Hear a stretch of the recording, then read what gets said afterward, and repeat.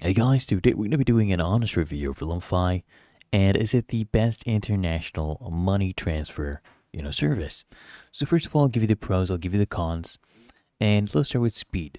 Speed will be incredibly fast. Your transfers will be fast. It will arrive often in just minutes.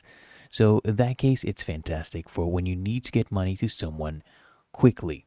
And by the way, did I mention there are zero fees? So for many of the corridors that you would use, there'd be zero fees. This is a huge plus. It makes a real difference compared to the other services.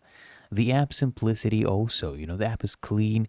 As you can see, it's very easy to use. And setting up a transfer is very straightforward. And the real-time updates are also a great feature. Now, one of the cons is customer service. This is the main pain point. If something goes wrong, like let's say a delayed transaction or an account issue, customer support can be slow and sometimes even unhelpful. It can be a real headache to get a resolution, you know? And okay, sure, there's zero fees. That's great.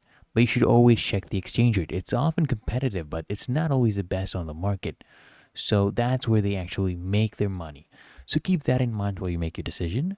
And if you found this video helpful, make sure you smash that like button and subscribe to frequently asked questions.